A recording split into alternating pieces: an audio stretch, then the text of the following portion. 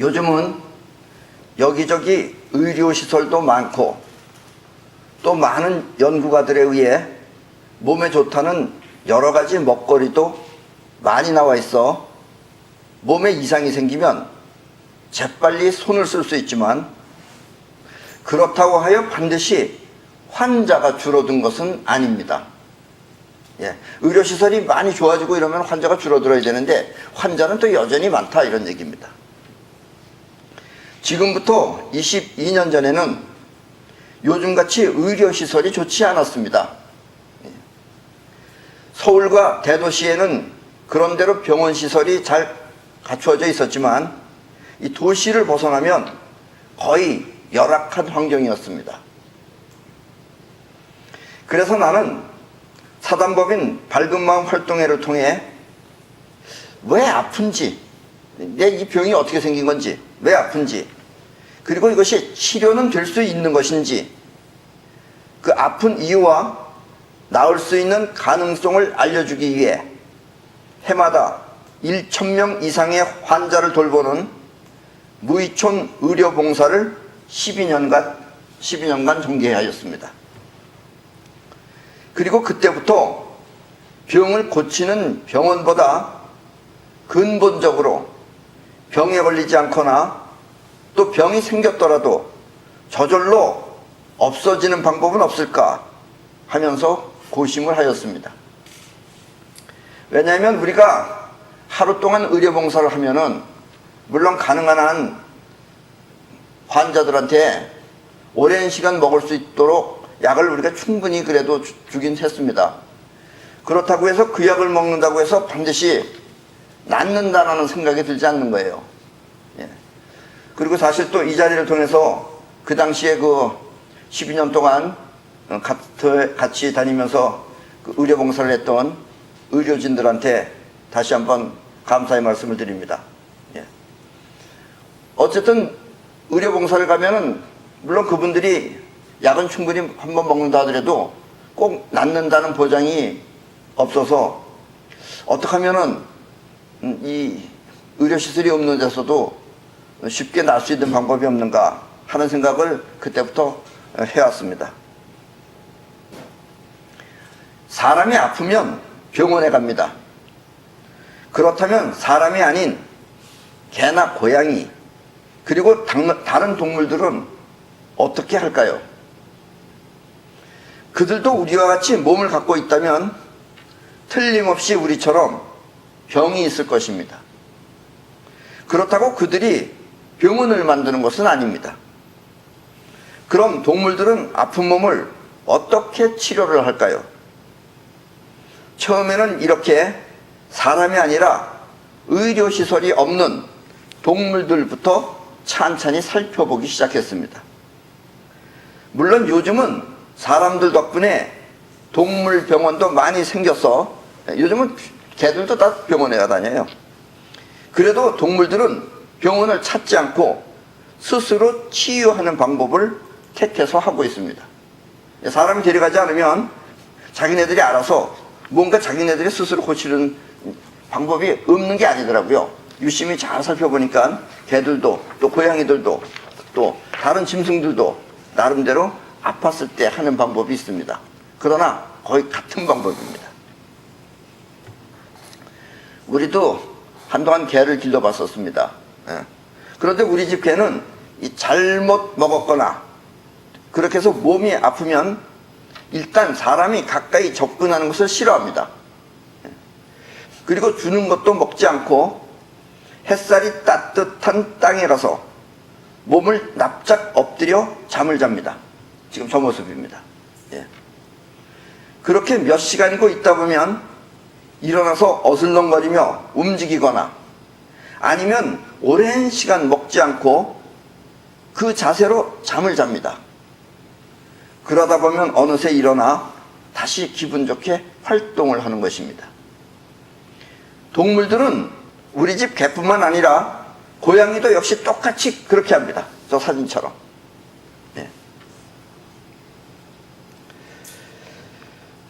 다 저런 방식으로 해요.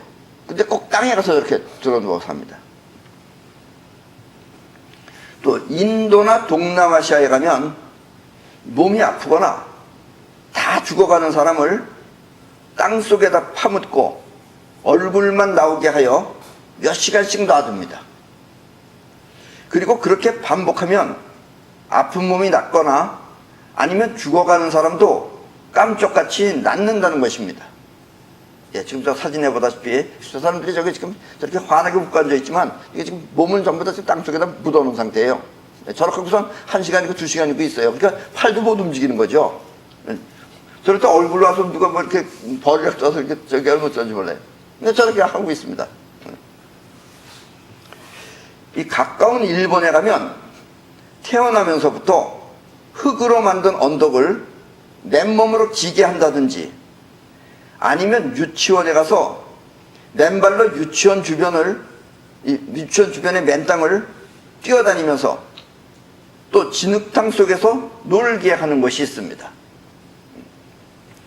그러면 이제 5살, 6살 먹은 어린아이들이 어른과 똑같이 42km라고 하는 긴 거리, 마라톤 코스가 42km입니다. 42km의 마라톤 코스를 끄떡없이 완주하는 것입니다. 4, 5살이에요. 우리나라 나이로 하면 5살, 6살. 저런 애들이 42km를 뛰어요. 그리고 또 평발인 아이들, 평발 알죠? 바닥이 이렇게 평평한 아이들. 이런 아이들도 저절로 나서 멀쩡한 발이 됩니다. 그리고 아토피나 피부병에 걸린 아이들도 저절로 나서 튼튼한 몸이 됩니다. 예, 그래서 이렇게 진흙탕 속에 들어가서 저런 걸 해요. 공부는 거의 안 해요. 저런 것만 해요. 예. 공부는 나중에 크면은 저절로 다 한다 그래가지고 저 원장 선생님 가르치지도 않아요. 저런 거, 수영, 흙탕, 맨발로 뛰기, 이런 것만 합니다. 저런 유치원이 있는 반면에 또 다른 유치원도 있어요. 그 유치원은 아이들이 졸음이 오면은 밖에 나가서 맨발로 맨 땅을 20분 정도 뛰게 하고 들어옵니다. 그러면 애들이 잠이 오는 게 아니고 졸음도 쫓고 또 집중력이 상당히 높아진다고 합니다. 그래서 아이들은 2년 동안에 책을 최하 2,000권 이상을 읽으며 또 주산도 최하 2급 이상을 전부 다 따게 해서 쉽게 말하면 천재를 만들고 있습니다. 예. 그러니까 애들이 맨발로 맨 땅을 뛰고 들어오면은 피곤하고 졸리운 게 아니라 집중력이 상당히 강해진다고 합니다. 그 이유는 조금 이따가 말씀드리겠습니다. 우리나라에도 최근에 텔레비를 보면 병원에서 가망 없다고 판정받은 사람이 자연인이라는 이름으로 산속에 들어가 약초나 자연식을 먹으면서 생활을 하니까 몸속의 병이 모두 나았다고 하면서 기적과 같은 생활을 하고 있습니다. 나도 중고등학교 시절에는 산속에 들어가서 무술을 하며 맨발로 산을 뛰어다녔고 또 나무 위에 올라가 잠을 자곤 하였습니다. 예, 저 때는 고등학교 1학년 때입니다. 예. 원래 그 전에는 1년 동안 가서 있었어요. 그래서 저렇게 해서 저 위에 나무에서 잤어요. 나는 왜 나무에서 잤느냐, 그때 나에게 무술을 지도하던 그 선배들이 있었는데 그 선배들은 자꾸 나보고 땅에서 자라는 거예요. 근데 나는 나무 위에서 잤어요. 왜냐면 사실 그때 나는 서울에서 좋은 침대에서 침대 생활을 했던 터라 그들과 같이 땅에서 자는 것이 나는 싫었습니다. 예. 그러면 선배들이 땅에서 자야 아픈 몸이 낫는다는 것이었습니다. 물론 저 때는 나무를 보면 발로 찼어요. 차고 다니고 주먹으로 치고. 그래서 나는 항상 주먹이나 이런 데는 아팠어요. 발도 아프고. 그래서 나는 그때 그렇게 생각했어요. 아니, 이 아픈 맛에 운동을 하는 것이지 안 아프려면 뭐하러 운동을 해? 하면서 그들의 말을 듣지 않았습니다.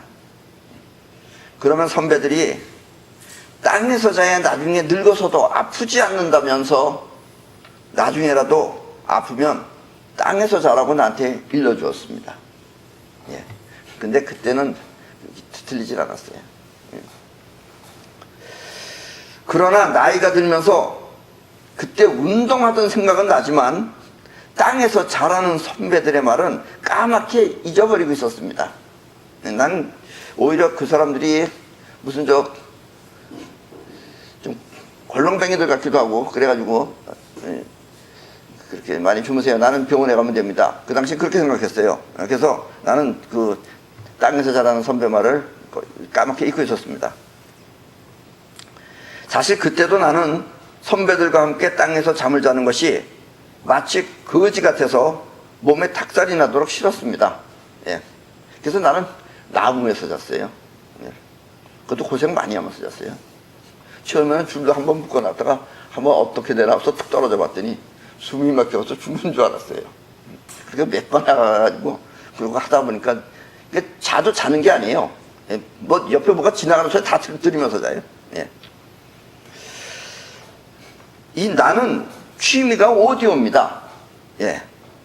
지금 저 사진에서도 보다시피 저기 내가 오디오실이에요. 사실 내 귀는 스피커 소리를 들으면 이 플러스와 마이너스 선이 바뀐 것까지 알아낼 정도로 소리에 매우 민감합니다. 그리고 나만의 스튜디오를 만들어서 밤을 새워가며 몇 달 동안 계속 지게 속에 파묻혀서 살았습니다. 작은 방에 너무 많은 기계가 있다 보니까 난방을 하지 않아도 겨울에는 전자파, 뭐 사실 전자파는 아니지만 전자파로 방이 후끈후끈할 정도였습니다. 물론 전자파가 방을 따뜻하게 하는 것은 아닙니다만 그렇게 방 안은 기계열로 가득 차 있었습니다. 그리고 나는 그곳에서 뇌출혈로 쓰러졌습니다. 그리고 그 뒤로 그럭저럭 생활은 하였지만 자꾸만 어지러운 것이었습니다. 예, 뇌출혈로 쓰러지고서 병원에 가서 몇 달 있다가 어쨌든 감마나이프라는 걸에다가 치료를 받고서 나왔어요. 그런데도 한동안 신경을 쓰고 그러면 자꾸 어지러웠어요. 그래서 친구가 유명하다는 한의원에 가서 한 달만 약을 먹으면 깨끗이 없어진다고 했는데 석 달을 먹어도 별 효과가 없었습니다. 그래서 이게 뭘 약을 먹어도 안 되고 그래서 뭐 방법이 없다 싶었을 때 퍼뜩 생각났던 것이 산에서 들었던 선배들의 말이었습니다. 예. 땅에서 자야 나중에 늙어도 아프지 않는다. 그 말이 생각난 거예요. 그래서 나는 우리 회사 앞에 있는 산을 오르기 시작했습니다. 저 앞에 있는 산을. 다행스러운 것은 저 앞에 있는 산은 원래 야산이었는데 이 구청에서 내가 가기 1년 전쯤에 공원으로 깨끗하게 다 이쁘게 만들어 놨어요. 이렇게 산에 올라가 맨발로 맨 땅을 밟기 시작한 지 한 일주일쯤 지나니까 서서히 어지럼증이 없어지는 것을 느꼈습니다. 그리고 얼마 후에는 정말 깜짝같이 어지럼증이 없어졌습니다. 약을 먹은 것도 아닌데. 네. 그러나 아직 몸이 완전하게 건강한 것은 아니기 때문에 조심조심 몸조심을 해가면서 무리하지 않게 맨발로 맨 땅을 밟았습니다. 그러면서 무조건 맨 땅을 밟는 것이 아니라 왜 이 어지럼증이 없어졌는지, 예. 또 나뿐만 아니라 외국에도 찾아보니까 외국에서도 이렇게 해서 환자들이 많이 낫다는 거예요. 왜 외국의 환자들은 많이 낫는지 그 비밀을 파헤쳐 보고 싶었습니다. 왜냐면 먹은 것도 아니고 아무것도 한 게 아니네. 그냥 땅만 걸었을 뿐인데 이런 게 왜 없어지느냐. 물론 신발 신고 거는 건 아닙니다. 맨발로 걸었습니다. 그리고 또 원래 내 성격이 이런 이유를 알지 않으면 안 되기 때문에 그때 이 땅의 비밀을 찾자. 그래서 땅의 비밀을 찾기 시작했습니다. 어렸을 때도 선배들이 그 이유를 말해주었다면 아마 나는 그때부터 했을지도 모릅니다. 예. 선배들이 어떻게 해서 무슨 이유 때문에 이렇게 하면 몸이 괜찮아진다 하는 걸 말해줬으면 했을지도 모르는데 우리 거기 있는 사람들은 대부분 그 산에 들어온 게 그 사람들은 나는 그래도 중학교로서 졸업하고 갔지만 그 사람들은 7, 8살에 들어온 사람이에요. 평생 학교를 다녀본 적이 없어요. 예. 그래서 기껏 안다는 게 겨우 한자 정도 하는 사람들이에요. 그래서 이 선배들은 자기 경험에 의한 말일 뿐 그 메커니즘을 모르기 때문에 설명을 할 수가 없었던 것입니다. 그리고 이것이 이 땅에 맨땅요법이 탄생하게 된 동기입니다. 예. 내 어지럼증도 없어지고 몸이 점점 회복되면서 도대체 땅속에는 뭐가 있는지를 파헤치기 시작해서 오늘날 지금 맨땅요법이라는 것이 이 세상에 탄생했고 또 지금 여러분들한테 이렇게 알려주고 있다라는 이야기입니다. 그리고 많은 사람들이 이와 같은 맨땅요법을 통해 질병으로부터 자유로워지길 바랍니다. 예. 땅이 그냥 땅이 아닙니다. 예. 대체로 모든 병의 근원은 활성산소가 그 원인이라고 합니다. 물론 골절이나 신체에 이상이 있는 경우를 빼고 말입니다.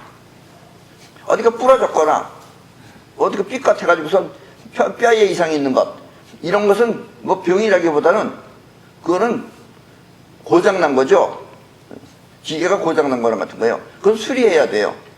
그렇지 않고 질병은, 그냥 생긴 질병은 이 활성산소가 만들어내는 것이 거의 다라고 그렇게 말하고 있습니다. 활성산소가 만들어지는 이유 중에 첫 번째가 바로 과식입니다. 근데 이 활성산소라는 게 우리 몸에 많이 생기면은 이것이 병을 만드는 거예요.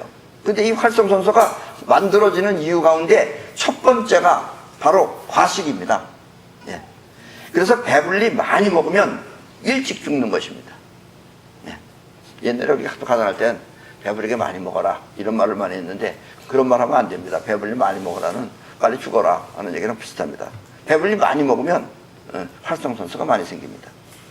그리고 두 번째는 운동입니다. 또 우리 건강하려면 운동 많이 하라고 그러잖아요. 나도 어렸을 때 운동을 많이 해봤는데요. 우리 고등학교 때 나 말고 또 운동을 많이 했던 친구가 있어요. 그 친구는 그 당시에 나이가 21살이었습니다. 그리고 우리 고등학교 2학년 때 그 친구가 대한민국 미스터 코리아였어요. 이 육체미 하는 친구였습니다. 근데 그 친구는 얼굴이, 물론 나보다 나이가 조금 더 많았었는데 얼굴이 거의 한 40대 가까웠어요. 아마 그 친구 지금 살았으면 어떻게 됐는지 모르겠네요. 네. 근데 운동을 그렇게 많이 했는데 왜 저 친구 저렇게 늙는지 모르겠어요. 예. 그래서 두 번째가 운동입니다. 많은 사람들이 건강을 위해서 운동을 하지만 사실 운동은 과하게 하면 도리어 일찍 죽을 수 있습니다. 활성산소가 많이 생겨요. 그 활성산소가 많이 생기면 늙는 겁니다. 여러분들 늙는 게 활성산소 때문에 그래요. 그리고 세 번째는 호흡입니다. 우리 산에서도 나는 단전호흡이라는 걸 산에서 쭉 배웠어요. 그래서 단전호흡을 통해서 호흡을 느리게 합니다. 근데 호흡이라는 것은 아주 중요한 겁니다. 호흡이 빨라지면 활성산소가 엄청 많이 생깁니다. 쥐가 코끼리보다 일찍 죽는 이유는 호흡이 빠르기 때문입니다. 몸뚱아리가 작아서가 아니고. 이 말은 무슨 얘기냐면 코끼리는 70년을 사는데 쥐는 길어야 수명이 1년입니다. 대부분 7, 8개월이면 죽어요. 그리고 사는 동안에 쥐와 코끼리의 맥박수는 모두 약 8억 회 정도로 같습니다. 둘이서. 그러니까 코끼리도 8억 번 뛰는 거고 쥐도 8억 번 뛰는 거예요. 이 말은 쥐의 심장이 코끼리보다 약 70배 빠르게 뛴다는 뜻입니다. 이렇게 호흡이 빨라지면 활성산소가 많이 생깁니다. 물론 그 밖에도 뭐 이물질이 들어와서 뭐 어떻게 공기가 나빠서 이렇게 해서 또 활성산소가 많이 생기지만 어쨌든 일단 중요한 것은 첫 번째 많이 먹는 과식. 그래서 일본 사람들은 오래 살아요. 소식을 하기 때문에. 그 다음에 두 번째가 과다한 운동, 무리한 운동. 세 번째가 빠른 호흡. 이 세 가지가 일상적으로 우리한테 아주 중요한 것이다라는 이야기입니다. 그렇게 활성산소가 많으면 병에 걸리고 죽는다는데, 그렇다면 활성산소라는 건 과연 무엇일까요? 아주 쉽고 간단하게 설명하겠습니다. 왜냐면 뭐 어렵게 알 필요는 없으니까요. 이 활성산소라는 것은 자동차를 예를 들면 배기가스와 같은 것입니다. 배기가스는 자동차가 달리기 위한 힘을 얻기 위한 엔진이라고 하는 곳에서 휘발유와 산소가 섞일 때 생깁니다. 예, 그러니까 자동차가 가는 힘은 에너지인데, 그 에너지가 어떻게 생기냐면은 엔진이라는 곳에 휘발유가 들어오고 산소가 들어와서 둘이 섞이면은 거기서 에너지가 생깁니다. 이건 자동차예요. 우리 사람도 이거랑 비슷한 겁니다. 그러니까 이른바 자동차는 휘발유와 산소가 부조화된 상태에서 발생하는 것이 배기가스입니다. 산소하고 휘발유하고 조화롭게 잘 맞으면 괜찮은데, 산소가 뭐 덜 들어갔거나 뭐 가다하게 들어갔거나 그러면 배기가스가 생기는 거예요. 활성산소 역시 우리 몸에 미토콘드리아라고 하는 곳에서 생깁니다. 이 미토콘드리아가 쉽게 말하면 엔진과 같은 거예요. 미토콘드리아는 자동차로 치면 엔진과 같은 것입니다. 처음 여러분들이 길을 걸어가면 숨이 차고 힘든 이유가 미토콘드리아가 부족하기 때문입니다. 예. 자동차하고 우리하고 다른 점은, 자동차는 엔진이라는 게 정해져 있는데, 우리 몸의 미토콘드리아라는 것은 자꾸 운동을 하면 할수록 많이 생겨요. 그래서 운동이 필요한 거예요. 예. 그렇다고 너무 많이 하면 미토콘드리아가 생기는 게 아니라 활성산소가 더 많이 생긴다라는 얘기입니다. 그래서 미토콘드리아는 생기기도 했다가 없어지기도 했다 하는 겁니다. 이것이 자동차하고 좀 달라요. 그래서 여러분들이 처음 길을 걸어가면 숨이 차고 힘든 이유가 미토콘드리아가 부족하기 때문입니다. 그러나 계속해서 다니다 보면 힘들지 않게 다닐 수 있는 것이 길이 익숙해져서가 아니고 미토콘드리아가 많아졌기 때문입니다. 왜냐하면 미토콘드리아는 우리 몸에서 휘발유하고 산소가 섞여서 에너지가 되듯이 우리 몸에는 여러분들이 섭취한 영양분하고 산소가 결합해서 에너지를 만들기 때문입니다. 이런 걸 우리는 생체 에너지라고 합니다. 그러니까 여러분들이 이 몸을 움직이는 생체 에너지는 영양분하고 산소가 섞여서 미토콘드리아에서 거기서 만들어지는 것입니다. 결국 미토콘드리아가 많아졌다는 것은 에너지가 많아졌다는 뜻이기도 합니다. 그런데 호흡이 불규칙하거나 변화가 생기면 활성산소가 생깁니다. 그리고 활성산소는 자동차로 얘기하면 배기가스와 같은 겁니다. 그런 것이 우리 몸에 생긴다라는 이야기입니다. 그런데 왜 이것이 몸에 해로운가? 자, 자동차는 엔진에서 휘발유와 산소가 섞여서 에너지를 만들고, 그리고 우리가 늙으면, 자동차가 낡으면 엔진의 기능이 약해집니다. 그러면 배기가스 역시 많아집니다. 엔진이 낡아가지고 이러면 배기가스가 많아집니다. 우리 사람은 미토콘드리아에서 영양분과 산소가 섞여서 에너지를 만듭니다. 그런데 미토콘드리아는 정해진 곳에 있는 것이 아니라 우리 몸이 활동을 해야만 생깁니다. 그래서 활동을 안 하는, 아직 누워서 시체처럼 사는 사람은 엔진의 기능이 약해져서 활성산소 역시 많아져서 빨리 늙거나 일찍 죽게 됩니다. 그래서 아무것도 안 하고 가만히 얌전하게 있는 사람은 그렇게 얌전하게 있다 그냥 가버려요. 그건 왜냐면 에너지를 안 만들기 때문에 그래요. 그래서 운동을 해줘야 되는 것이다 라는 얘기예요. 근데 우리 사람은 꼭 운동을 해야 된다 그러면 욕심을 부려요. 욕심을 부리면 안 되는 겁니다. 늙으면 허리가 굽고 다리가 가늘어지는 이유가 미토콘드리아가 줄었기 때문입니다. 그러니까 미토콘드리아는 주로 허벅지에 많이 있고 등에 많이 있습니다. 그래서 늙으면은 허벅지가 얇아지고 등이 굽는 이유가 미토콘드리아가 확 줄어들었기 때문에 그렇습니다. 또 우리 몸에 여러 가지 질병이 생겼다는 것은 활성산소가 문제를 일으켰다는 것입니다. 저 사람이 어디가 아프다, 당뇨병 걸렸다, 무슨 병, 암에 걸렸다, 뭐 걸렸다, 그건 전부 다 활성산소가 많아졌기 때문에 저런 일이 벌어지는 겁니다. 그렇다면 활성산소라는 것이 어떻게 문제를 일으키는 것인지 그 이유를 알 필요가 있습니다. 그리고 활성산소가 무조건 나쁜 것은 아닙니다. 활성산소가 우리 또 다 없어져도 안 돼요. 우리 몸은 한 30~40%는 있어야 됩니다. 문제는 활성산소의 숫자입니다. 숫자. 왜냐하면 우리 몸에 나쁜 것이 들어오면, 나쁜 이물질이 들어왔다 그러면은 우리 몸 안에는 백혈구가 있죠. 그 백혈구가 누구를 데리고 가느냐면 활성산소를 데리고 갑니다. 그러면 활성산소가 그 나쁜 것들을 무찌르는 겁니다. 이 무찌른다는 말을 하니까 또 여러분들, 무슨 활성산소가 무술을 하나, 총칼을 쓰나, 그런 게 아닙니다. 자, 그렇다면 왜 활성산소가 이렇게 좋기도 하고 나쁘기도 한 걸까요? 쉽고 간단하게 설명하면 활성산소는 이 산소라는 분자가 있는데, 이 산소의 분자 중에서 활성산소라는 것하고 그냥 산소하고 뭐가 틀리냐면, 보통은 이 모든 분자가 원자 핵이 있고, 그 다음에 중성자도 있지만 원자 핵이라는 건 플러스입니다. 그러면 그 주변에 마이너스 전자가 돌고 있어요. 그런데 이 마이너스 전자는 대부분 짝수입니다. 뭐 2개가 됐든지 4개가 됐든지 6개가 됐든지 이렇게 짝수를 해야지 그 분자가 안정을 취하는 겁니다. 그런데 활성산소는 그 외곽에 하나가 더 있는 거예요. 그러니까 홀수인 거예요. 모든 물체는 전자를 짝수로 갖고 있어야 안정된 상태를 유지하는데, 활성산소는 쉽게 말해서 전자 하나가 더 있어 불안정한 상태의 산소를 말합니다.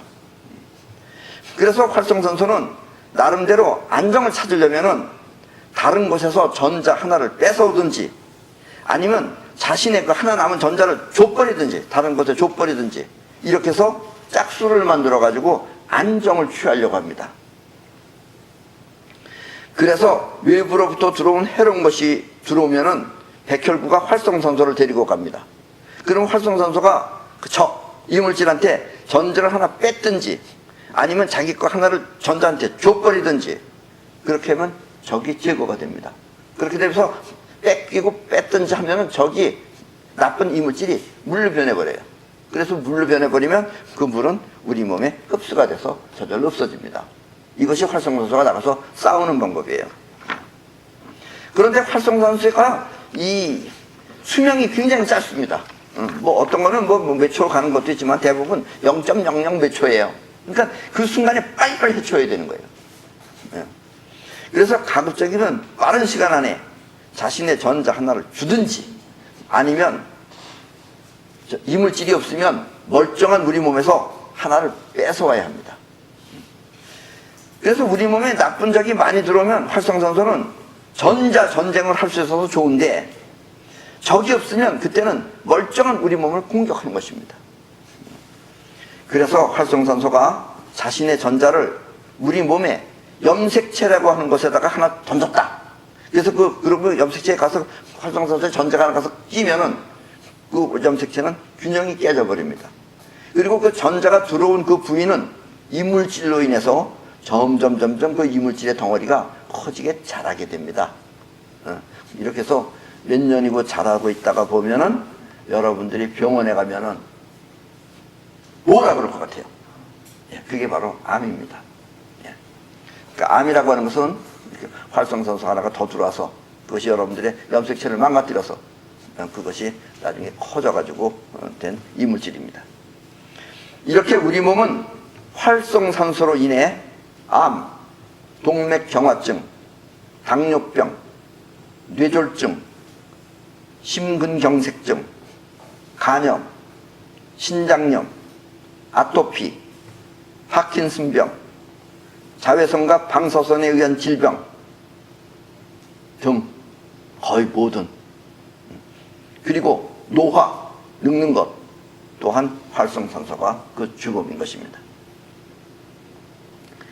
그렇다면 이런 활성산소 얘기하고 우리가 맨발로 맨 땅을 밟는 것하고 무슨 관계가 있을까요? 대부분의 많은 사람들은 활성산소를 줄인다고 하면서 항산화 식품을 먹고 있습니다. 왜냐하면 그 이유는 항산화 식품들이 전자를 많이 가지고 있기 때문입니다. 이른바 이 전자라는 게 뭐냐 그러면 여러분들 과일 중에도 전자들이 많이 있는 과일은 전자들이 많이 있는 과일, 전자가 많이 들어있는 과일. 1번 마른 과일, 2번 싱싱한 과일, 3번 썩은 과일. 몇 번? 예. 싱싱하다라는 것은 전자가 많다는 뜻이에요. 예. 그런데 과일 놔둬보세요. 조금 있으면 시들어집니다. 시들어지는 건 전자가 바깥에 꽂다가 뺏겼기 때문에 그럴 거예요. 예.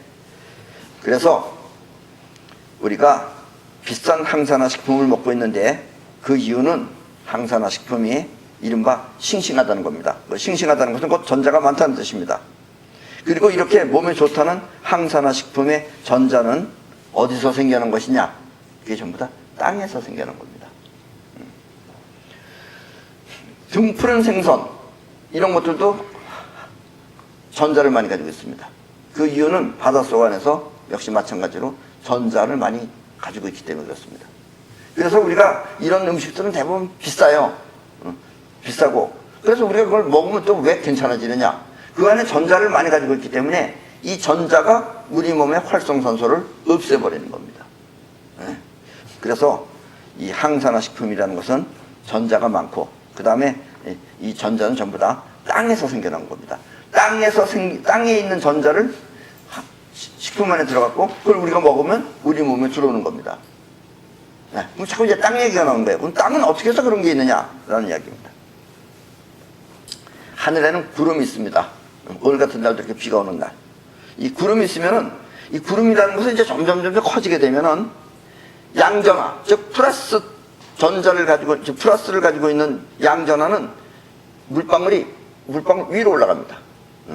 그러면 맨 밑에 있는 쪽에는 뭐가 있느냐? 마이너스 전자들만 쫙 있어요. 이런 걸 음전화라고 그래요. 그 음전화를 가진 물방울들은 이 하부에 머무릅니다. 그리고 음전화는 곧 전자입니다. 근데 하부의 음전화가 점점 많아지면 무거워지는 거예요.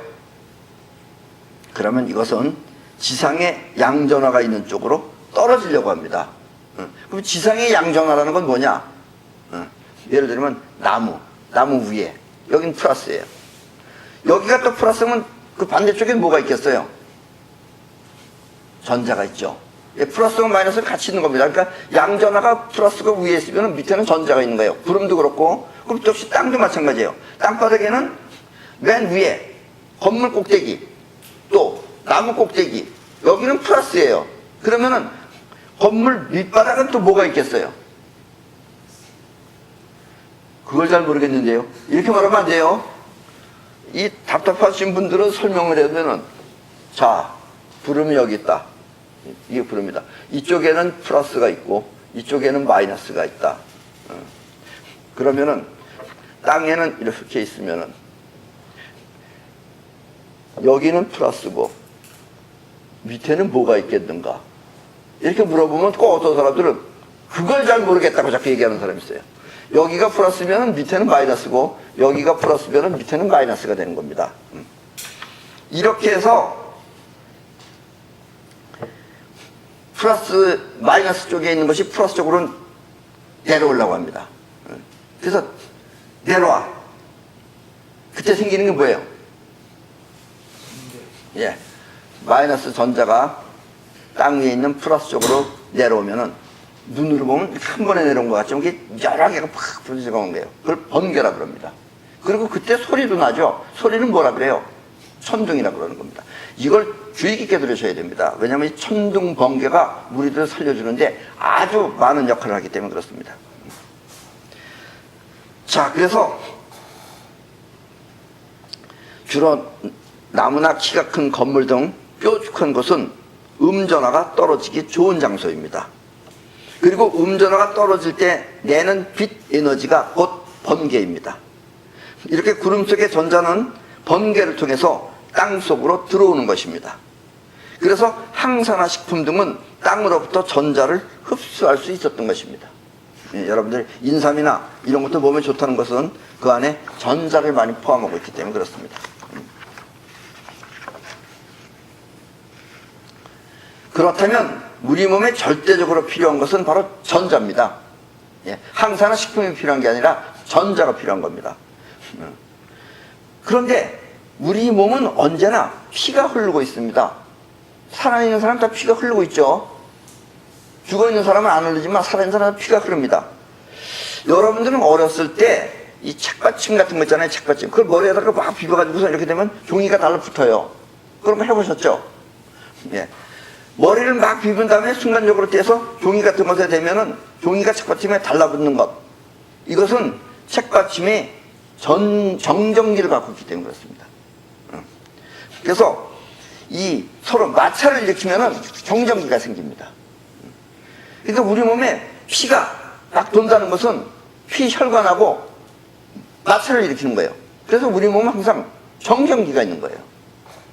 여러분들이 정전기가 있다는 것은 겨울에 되면은 확실하게 알 수 있습니다. 왜냐면 우리 몸도 이 피가 흘러서 이 혈관벽하고 사이에서 마찰이 생겨가지고 정전기가 만들어지면은 겨울에 차를 탈 때 아니면은 쇠붙이 가까이 가면은 파란불이 칙 하면서 손이 찌릿하게 오는 것이 정전기가 빠져나갈 때 일어나는 사건입니다. 그게. 그렇게 정전기라는 것도 뭐냐면 정지되어져 있는 전기라는 뜻이에요. 정지되어 있다가 갈 곳만 만나면 얼른 튀어나가는 거예요. 그리고 우리 몸 안의 정전기는 전기가 통할 수 있는 대상을 만나면 순간적으로 빠져나갑니다. 이렇게 얘기하면 또 여러분들이 이런 의심도 생겨요. 아 그래 맞아, 겨울에는 확실히 찌직하고서 전기가 나가. 근데 여름에는 괜찮네. 그럼 여름에는 나는 피가 안 도는 거야?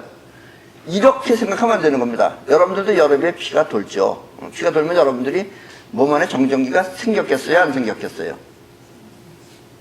그걸 모르겠다니까 이렇게 말하면 안 돼요. 생겼어요. 생겼는데 여러분들은 여름에는 뭐가 나요? 더우면 땀이 나죠. 그 땀이 났기 때문에 벌써 빠져나간 거예요, 그게.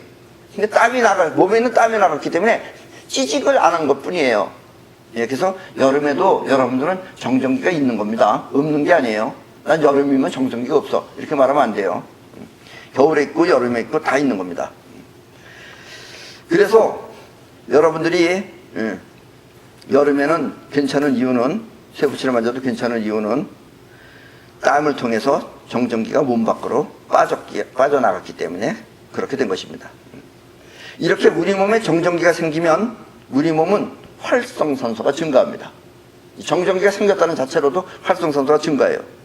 그리고 정전기도 일종의 전기이기 때문에 볼트수가 높아지면 우리 몸속에서 번개 치듯이 몸에 충격이 됩니다. 정전기라는 것도 전기입니다. 전기라는 것은 전기의 압력을 볼트라 그래요. 그러면 쓰러져서 사망할 수도 있는 겁니다. 안에서 번개를 치면은. 그리고 정전기는 우리 몸 속에서 여러분들은 이 잡념이라는 거 있잖아요. 잡념. 또 근심, 걱정. 이런 걸 여러분들이 왜 생기는지 몰라요. 그래서 멘탈요법을 주의 깊게 잘 들으셔야 됩니다. 여러분들이 잡념이 있는 거는 살아있는 사람이기 때문에 당연히 있는 것이 아니고 여러분들의 몸뚱아리 안에 있는 정전기가 잡념을 일으킵니다. 범민도 일으키고. 얘도 뭘 하는 거예요, 안에서.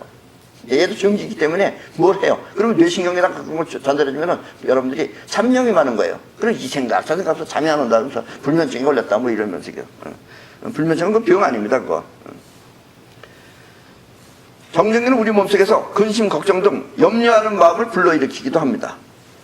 그래서 일본의 천재 유치원 아이들은 맨발로 맨 땅을 뛰고 들어오면 집중력이 강해지는 것입니다. 그러니까 잡념이 없어졌기 때문에 집중력이 강해지는 거예요. 그리고 맨발로 맨 땅을 밟으면 몸속의 정전기가 모두 빠져나가서 잡념이 일어나지 않기 때문에 그러는 것입니다. 예, 우리 몸이 땅에 닿으면은 우리 몸도 전기가 통하는 도체입니다. 그리고 땅도 역시 마찬가지로 전자가 있고 전기가 통해요. 그러니까 우리 몸이 땅에 닿으면은 우리 몸에 있는 정전기는 싹 빠져나갑니다. 땅으로. 몸속의 정전기는 높은 층에 살면 살수록 전압이 높아집니다. 전압을 말할 때 우리는 흔히 볼트라는 단어를 쓰는데 여러분들도 아실 겁니다. 자, 1.5V짜리 건전지 할 때 1.5V. 그리고 우리가 지금 쓰는 이 전기는 220V죠. 220V 전기 할 때 이 볼트가 바로 그것입니다. 그리고 볼트는 위치가 높으면 높을수록 전압이 올라가게 됩니다.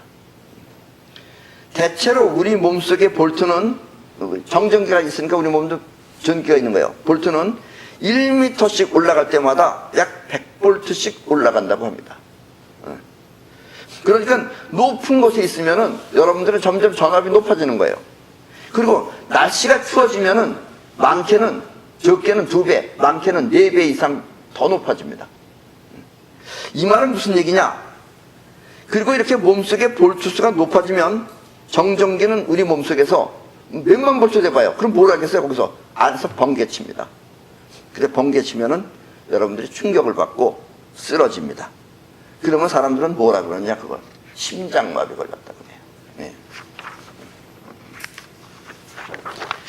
요즘은 우리나라에도 고층 아파트를 많이 짓고 있습니다. 그리고 높은 층일수록 경관이 좋다고 하면서 많이들 선호하고 있습니다.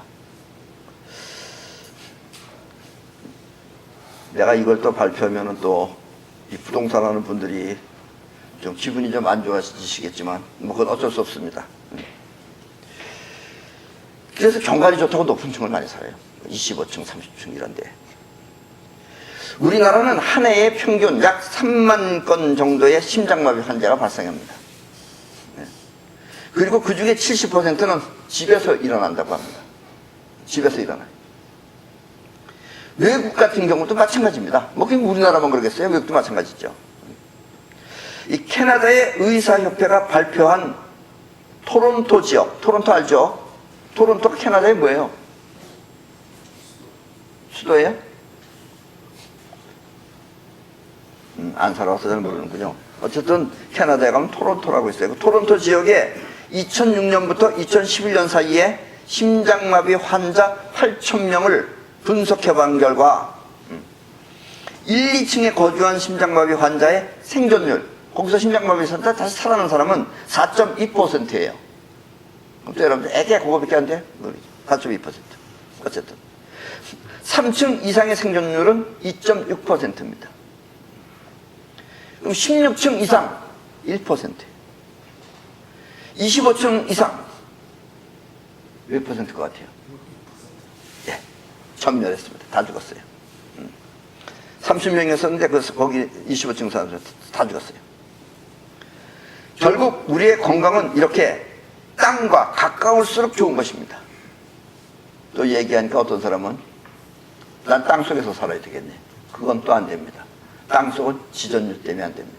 그래서 가능한 한 여러분들은 1층에 사는 것이 가장 좋습니다. 물론 아파트 같은 경우에는 좀 습기가 있기 때문에 그렇지만 어쨌든 1층에 사는 것이 좋습니다. 이렇게 우리 몸은 전기가 통하는 전도체입니다. 그리고 땅 역시 전자가 가득한 전도체입니다. 여기서 맨땅이라고 하는 것은 반드시 전기가 통하는 흙으로 된 땅만을 말합니다.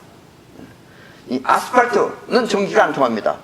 전련체예요. 그래서 아스팔트는 맨땅이 아닙니다. 이게 맨땅이라는 건 그냥 땅이라는 의미가 아니고 흙으로 된 땅만을 말해요. 지구를 말해요. 그리고 이 지구는 1초에 200번 이상 번개를 칩니다. 우리가 지금 안 들린다고 해서 안 치는 게 아니에요. 어딘가는 치고 있는 거예요. 1초에 200번 동안 번개를 쳐서, 그리고 번개는 아까도 뭐라 그랬어요? 땅속에 전자를 가득 채워놓습니다. 그런데 여기서 주의할 아주 중요한 사항이 있습니다. 활성산소가 전자를 만나면 없어진다고 하니까 모든 전자가 다 똑같이 그렇다는 것은 아닙니다. 예. 예를 들면은 220V에 한쪽은 전자고 한쪽은 플러스예요. 예. 그래서 전기가 흐른다는 것은 전자가 플러스 쪽으로 가면은 그때 전류가 흐릅니다.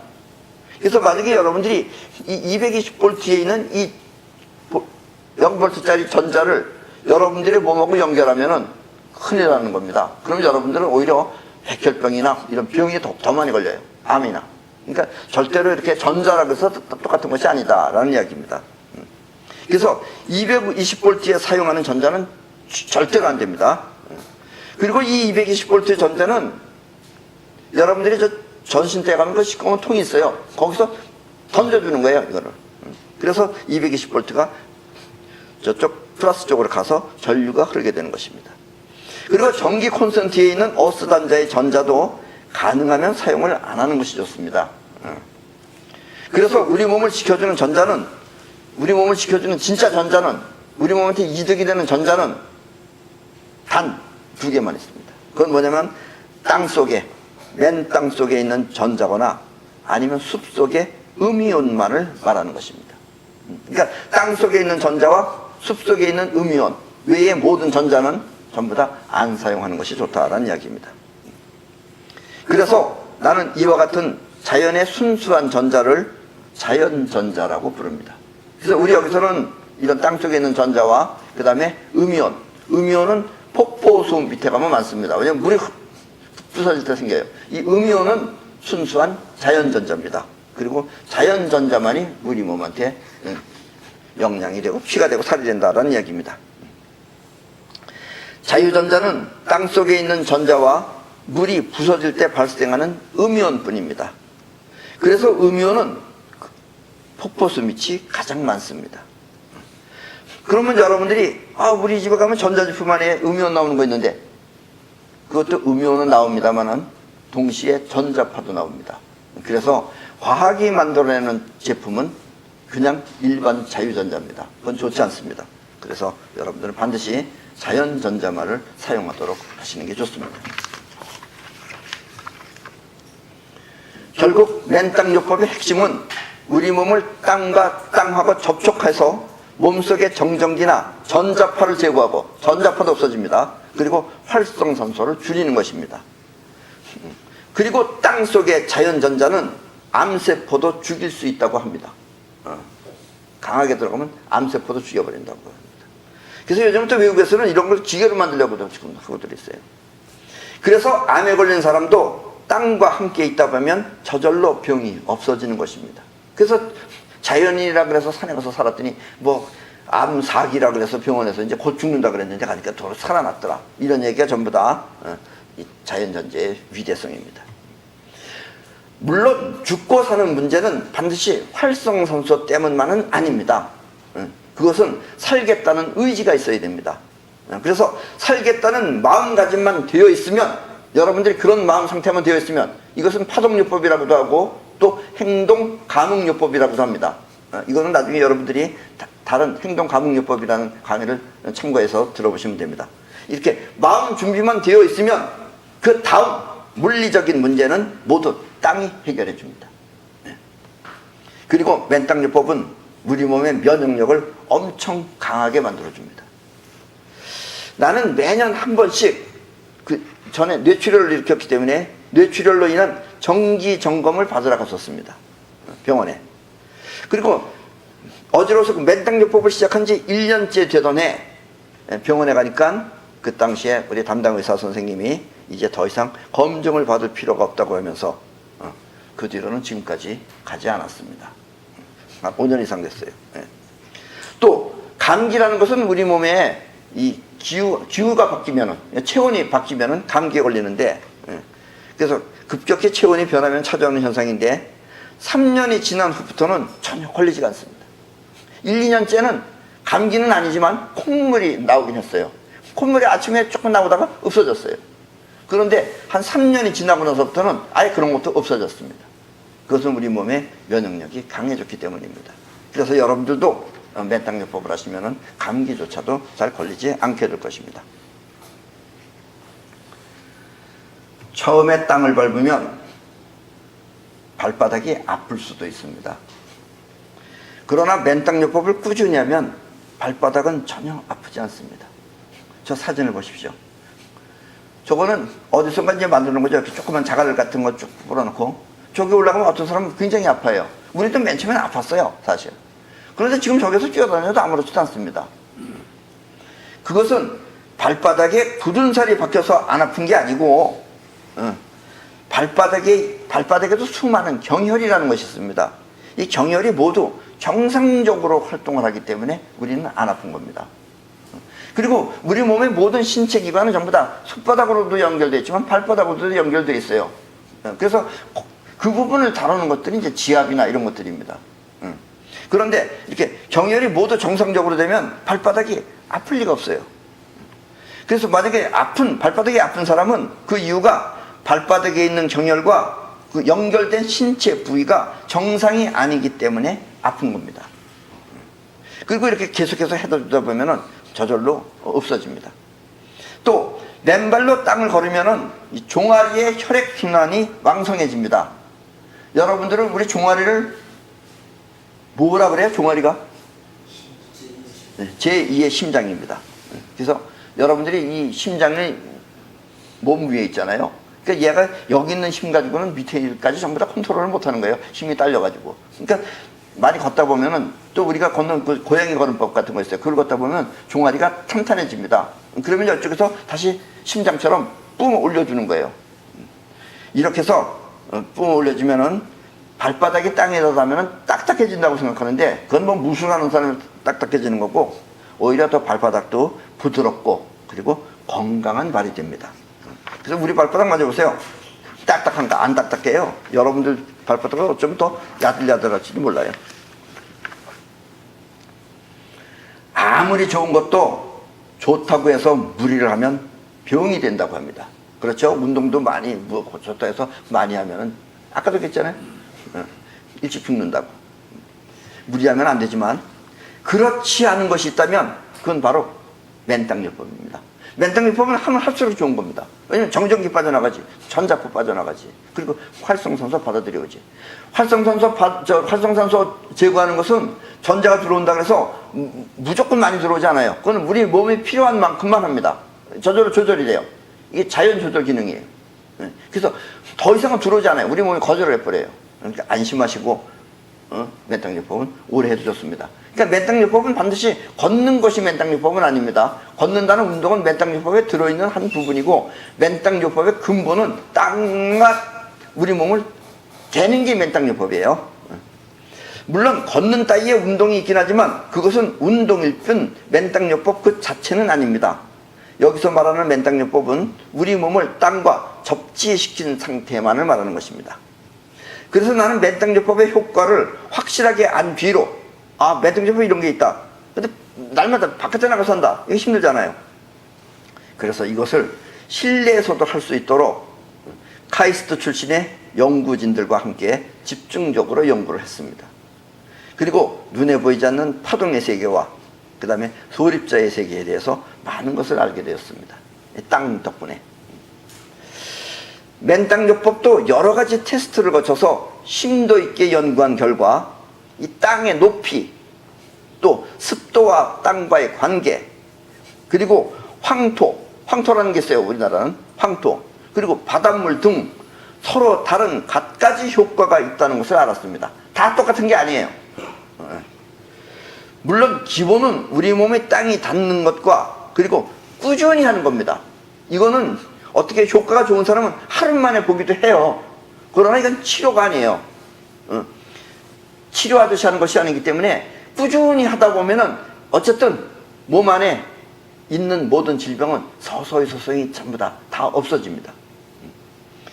바로 내가 옛날에 의료봉사할 때 찾았던 게 바로 이런 거예요. 그 시골 분들이 날마다 어떻게 병원에 다니겠어요. 그래서 하다 보면 저절로 없어지는 방법이 있는데 그걸 찾았던 겁니다.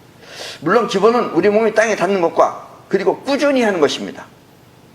문제는 꾸준히 하는 것이 어려움이라면 어려움입니다. 그래서 실내에서도 할 수 있게끔 하는 그 효과를 이제부터 말씀드리겠습니다. 이 여러 가지 맨땅요법이 있다 이거예요. 그러니까 황토에 사는 맨땅요법, 그냥 땅에 사는 맨땅요법, 산 위에 사는 맨땅요법, 또 비 온 날 맨땅요법, 바닷가 맨땅요법. 그 효과가 다 서로 틀립니다. 우리 지구상의 땅 가운데 10%는 황토입니다. 이 전체 지구 덩어리 가운데 10%가 황토예요. 그런데 선택받은 건지 아닌 건지는 잘 모르겠습니다만은 우리 대한민국의 땅은 우리 대한민국만, 딴 나라 빼놓고 대한민국만 전체 땅 가운데 40%가 그냥 황토입니다. 황토는 엄청 좋은 겁니다. 황토는 특별한 성능을 갖고 있지만 오늘은 그 특별한 성능에 대해서는 말하지 않겠습니다. 왜냐하면 황토는 분자 구조가 육각형입니다. 그 부분은 오늘 빼겠습니다. 그리고 여기서는 일단 여러분이 알기 쉽게 한 가지만 말씀드리겠습니다.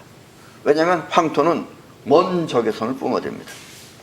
그래서 활성산소 제거율도 높고 우리 몸에 먼 적외선을 뿜어대기 때문에 우리 몸에 활성산소 제거율도 높고 또 피부 깊숙이 파고드는 특성이 있어서 황토 위에서 맨땅요법을 하면 아무리 걸어도 피곤하지가 않습니다. 걸으면 피곤해야 되는데 걸으면 걸을수록 안 피곤한 게 황토입니다. 그런 효과가 있다 이런 얘기입니다.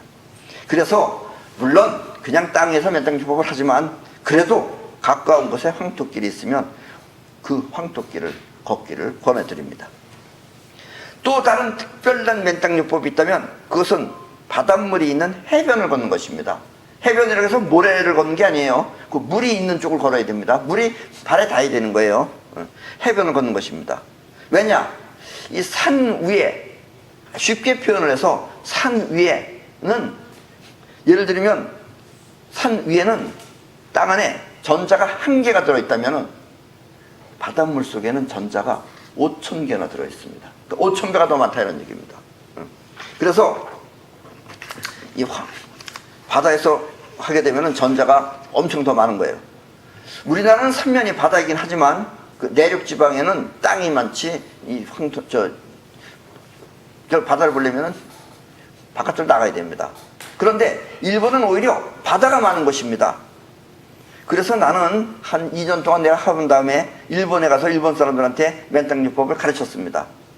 그랬더니 그들은 해변을 하루에 1시간 정도 걷는다고 했는데 그렇게 3개월 정도 하고 나니까 우리가 한국에서 한 맨땅요법 1년 이상 한 우리보다 그들이 안색이 더 반짝반짝 거리면서 좋아 보이고 그리고 그들의 말에 의할 것 같으면 체중도 빠지고 그리고 머리숱 즉 대머리처럼 머리가 까졌는데 머리숱이 많아졌다고 하면서 굉장히 고마워했습니다. 지금 사진에 보시는 저 모습입니다.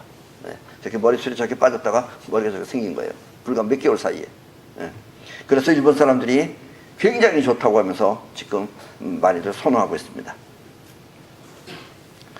우리 몸의 병 가운데 90% 이상은 활성산소 때문에 생긴다고 합니다.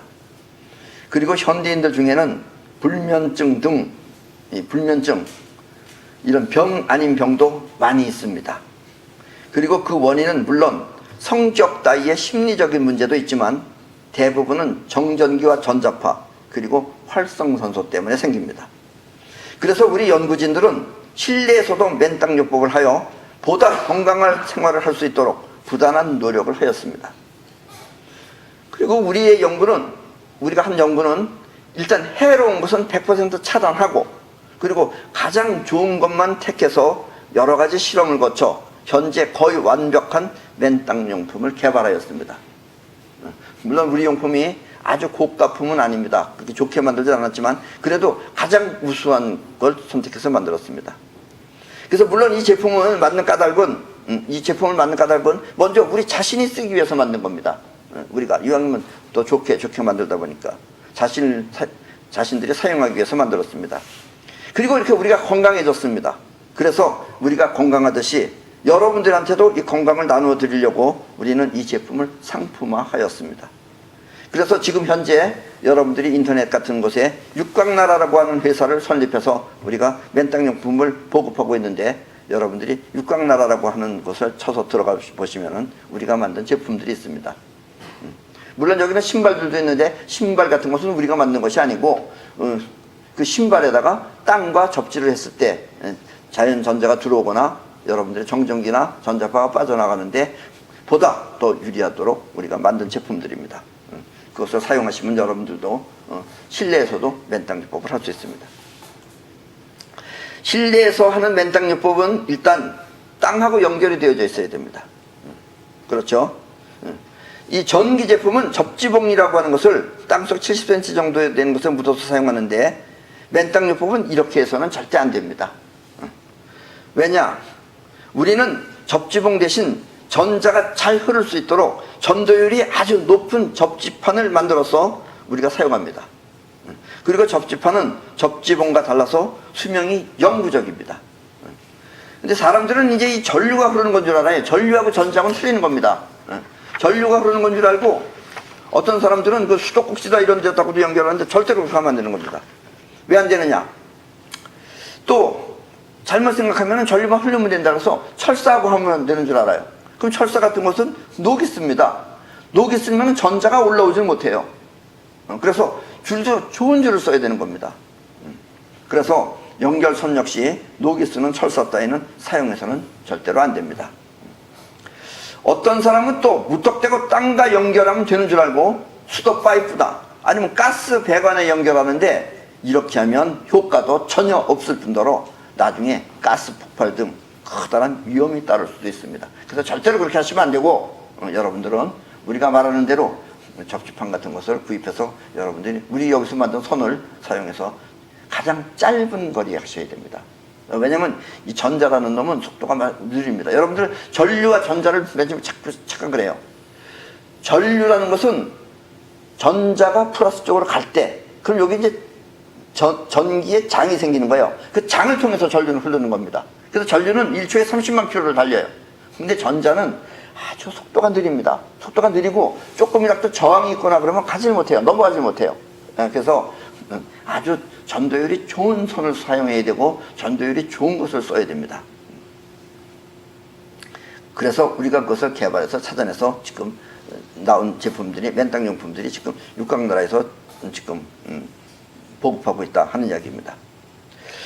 왜냐하면 자연전자는 이동 속도가 매우 느려서 10초에 1cm 정도밖에 움직이지 않습니다. 그래서 여러분들이 맨땅요법을 할 때도 반드시 20분 이상을 해줘야지만이 몸에 흡수가 되기 시작합니다. 우리나라는 이 벽의 두께나 건축 방식이 땅과 멀어서 아무리 가까워도 1m가 안 됩니다. 그러니까 여러분들이 전기 콘센트에 있는 것 어스선도 쓰면은 그 선이 길게 복잡하게 가 있어요. 그래서 전류가 정전기가 빠져나가는 데는 상관없는데 잔전자는 거의 안 들어온다고 생각하셔야 됩니다. 멀면 못 들어와요. 도달하기 전에 이미 끝나버려요. 깨버려요. 그래서 짧게 해야 됩니다. 그래서 우리는 짧아봐야 1m밖에 안 되는데 우리 일본 사람들은 틀립니다. 왜냐면 우리 일본에 있는 친구들은 바로 침대 옆에 그리고 일본은 그 벽이 전부 다 우리처럼 그렇게 세면이나 돌이 아니에요. 그저 그 창고 같은 거 만드는 식으로. 근데 겉보기는 안 그래요.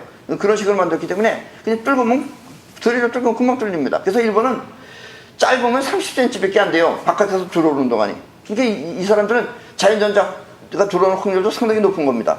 그래서 일본 사람들이 맨 처음에 우리가 가르쳤는데 일본 사람들은 짧은 거리에서 이렇게 설치하고 자면 잠은 물론 다 숙면 취합니다. 왜냐면 전자가 다 빠져나갔기 때문에 숙면 취해요. 그리고 피부나 혈색이 너무나 벤질벤질하게 좋은 거예요. 그래서 짧게 사용을 하셔야 됩니다. 옛날에 산에서 생활하던 선배들이 우리 선배들이 얼굴이 굉장히 좋았어요. 뭐 제대로 먹지도 못하고 사람들이 왜 이렇게 얼굴은 반질반질 빛나나 그랬더니 그 사람들이 그렇게 맨땅요법을 했기 때문에 그렇습니다. 대체로 잠은 6시간 이상 자기 때문에 긴 시간 맨땅요법을 할 수 있는 것으로서는 잠이 역시 최고입니다. 그래서 잠잘 땐 반드시 맨땅요법을 하도록 하십시오. 그래서 우리가 맨땅요법 이불도 만들고 또 요도 만들고 베개도 만들었습니다. 베개도 꼭 사용하셔야지 머리가 시원합니다.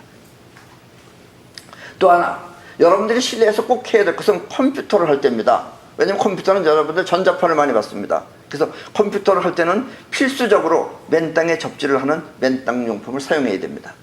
왜냐하면 맨땅과 접지한 상태에서는 전자파의 영향을 받지도 않을 뿐더러 여러분들의 몸에 있는 정전기나 전자파가 다 빠져나가기 때문에 그렇습니다. 그리고 몸속의 정전기도 동시에 빠져나가서 집중력 또한 상당히 높아집니다.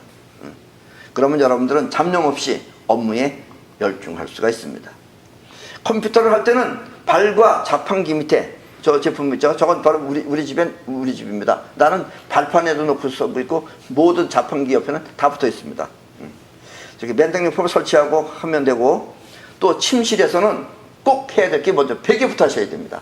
머리가 시원해져요. 그 다음에 요 하셔야 됩니다. 그리고 이왕이면은 이불까지 하시면. 그리고 여러분들이 더 많이 받기 위해서는 우리가 만든 내복도 있습니다. 저건 내복은 전기가 통하는 겁니다. 저 내복을 입고 자면 온몸이 다 받아들이게 됩니다. 모두 설치하는 게 좋습니다. 그리고 심한 병에 있을 때는 티셔츠나 잠옷까지 모두 맨탕용품을 사용하면 훨씬 높은 효과를 볼 수가 있습니다. 이렇게 실내에서 맨땅 생활을 하더라도 가능한 한 일주일에 4일 정도는 직접 맨땅을 밟으면서 맨땅요법을 하시기를 권합니다. 우리는 물론 집에는 좀 설치되어 있지만 일주일에 4번은 꼭 합니다. 왜냐하면 우리 몸의 활성산소를 제거하는 데는 몸을 땅에 직접 대는 것이 가장 좋은 방법이기 때문입니다. 폭포가 있는 산길이면 더할 나위 없이 좋겠지만 그렇지 않으면 일단 평지라도 계속해서 걷도록 하십시오.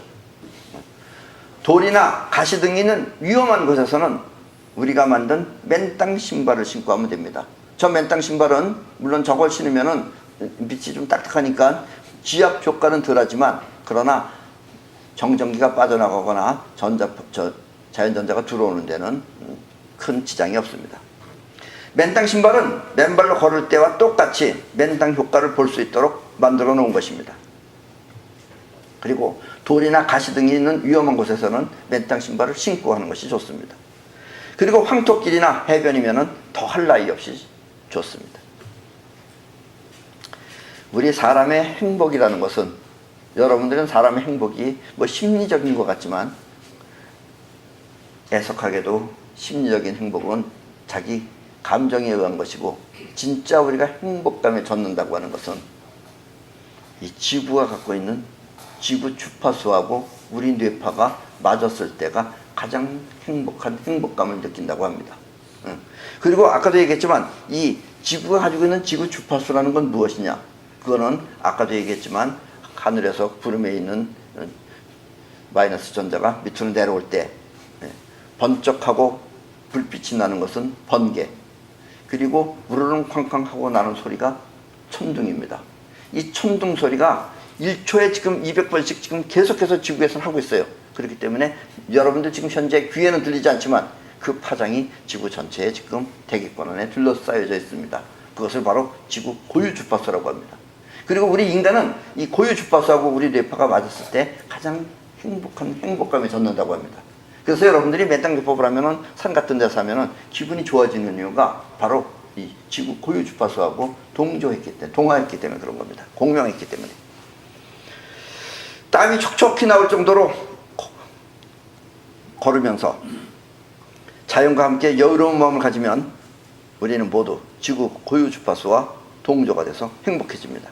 그리고 땀이 촉촉히 나올 정도로 걸어야 됩니다. 맨땅요법 할 때는. 왜냐면 땀이 촉촉히 나올 정도로 걸으면은 우리 몸속에 독소가 땀으로 전부 다 빠져나오기 때문에 그렇습니다.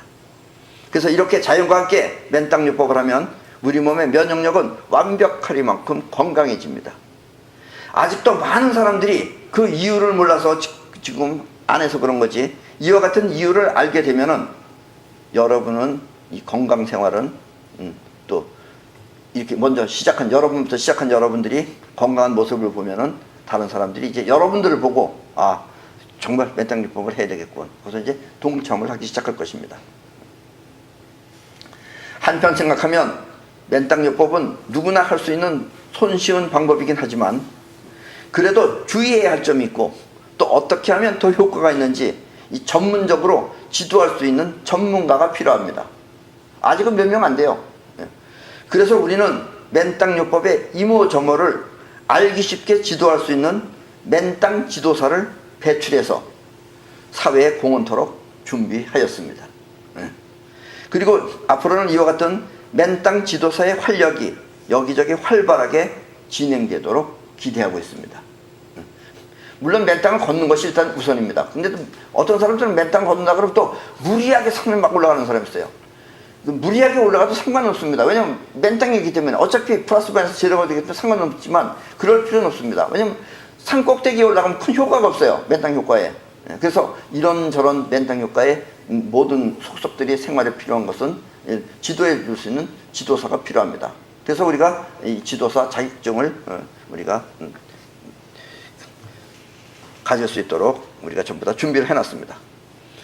그래서 우리 모두는 맨땅요법을 해서 미연의 병을 방지하고 또 온갖 질병에서 벗어나 건강한 몸을 만들 수 있도록 우리는 많은 연구를 했습니다. 그리고 이 맨땅 지도사 자격증도 취득해서 가족은 물론 또 사회 전체가 건강해지도록 활기찬 사회를 만들어가는데 우리가 노력했습니다. 자, 그럼 이제부터 여러분들도 모두 맨땅요법을 통해서 항상 즐겁고 그리고 건강한 생활을 하도록 하십시오.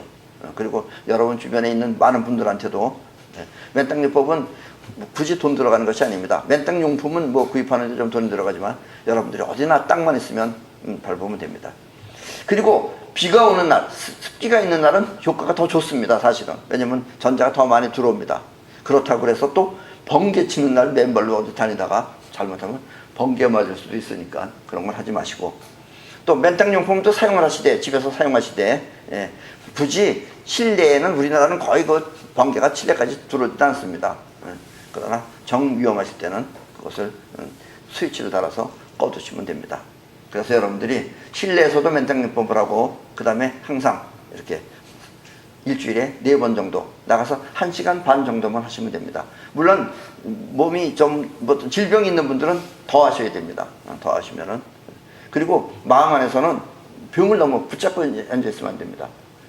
병을 걱정하게 되면은 병이 걸렸다. 그래서 병을 걱정하면은 걱정이 병을 점점 더 크게 만들어냅니다. 그건 우리 마음의 법칙입니다. 그래서 그냥 그렇다고 또 너무 무관심하게 하지도 말고 잘 없어진다라는 그런 마음을 갖고 여러분들이